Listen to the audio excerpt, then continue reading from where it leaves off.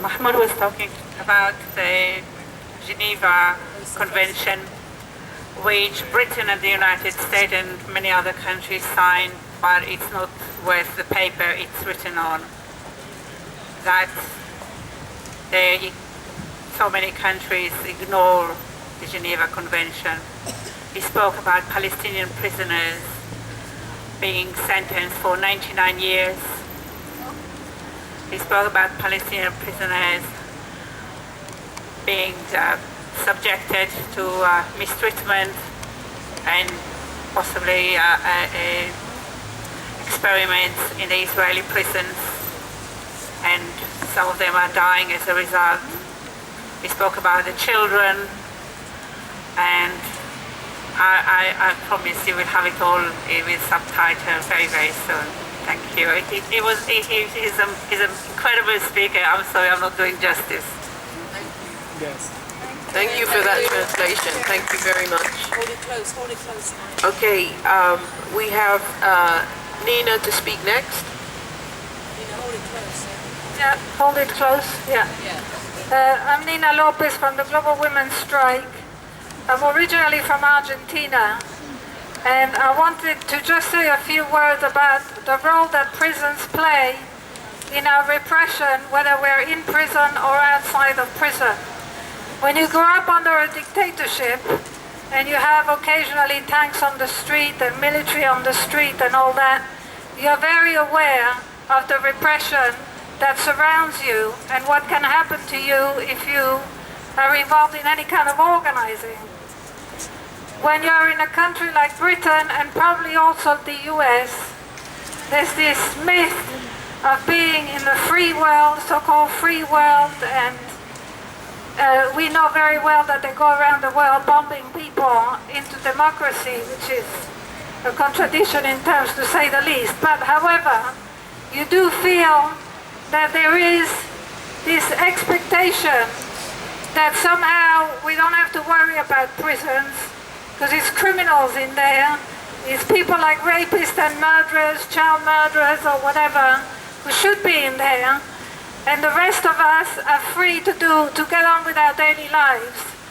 And in fact, the situation is completely different, and we are not aware most of the time how much those prisons, whether or not we know anybody in them, and many of us have loved ones in them, but even if we don't, how much those prisons actually shape our lives.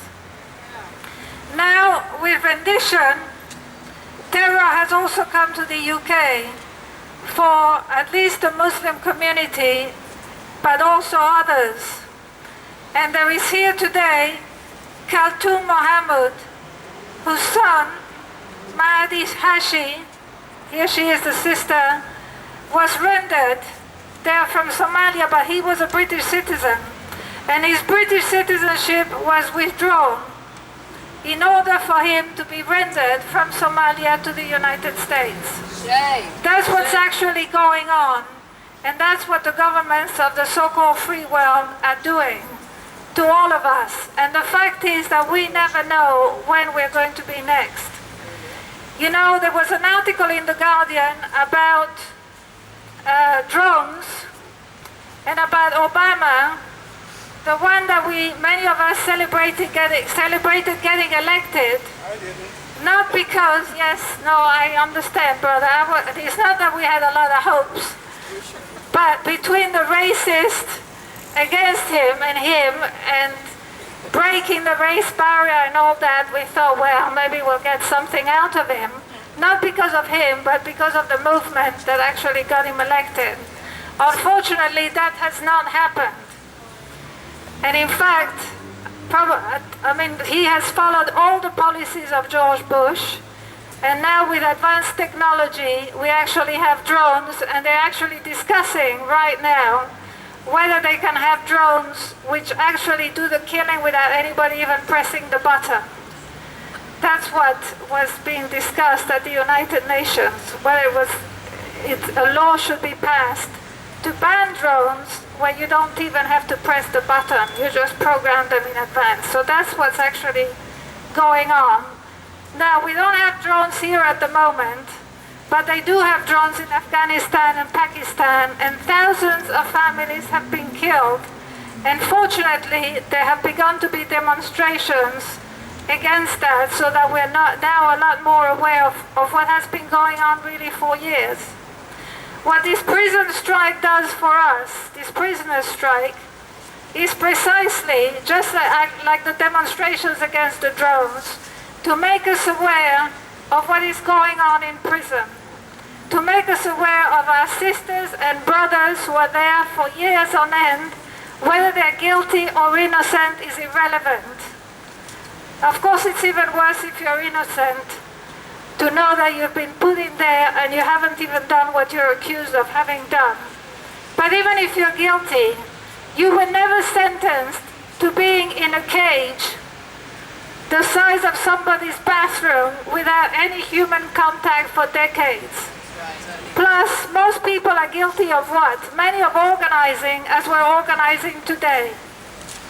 And we know very well that if it's not us today, it could be us tomorrow.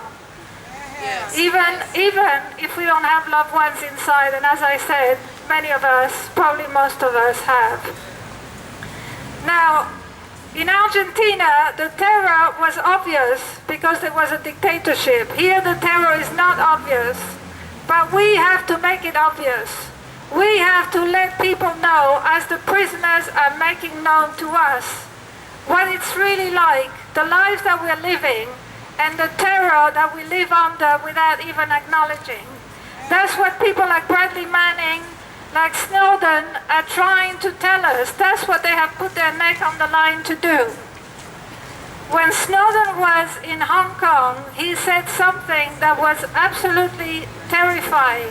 They asked him, "What are you scared of? What is your greatest fear?"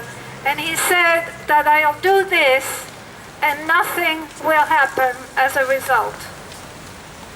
And when he said it, it was just the truest thing that anybody who's organizing could have said. Because that is truly what you really worry about, that you put your neck on the line, you risk your life, and then the people who are supposed to mobilize in your support and to change the situation don't do it.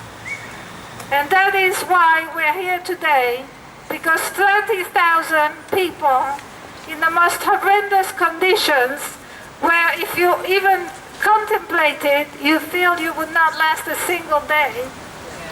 30,000 people have been able to organize, to get together somehow, and to get together against racism, which is really the most difficult thing to do, because that's what they use against us to keep us apart. Have been able to organize to say, okay, we're going to risk our lives, go all the way in order to change our situation. And then what you have to worry is that people on the outside will not come out to say, we're here with you, sisters and brothers, to make sure that your voice is heard and that you win this battle. And that we all win this battle together so that all our situations can change. This is a big opportunity to expose the US and to change that country, which is one big prison and which is the model for the rest of the world. You have to understand the dictatorship in Argentina was also modeled in the US. They were also trained in the US, like the ones in Colombia, and I understand there were hunger strikers also in Colombia prisons recently. So the model is the US, and that's what has to be changed. And now people from the belly of the monster have got themselves together to show the light on what it's really like and what our lives, all our lives, are really like.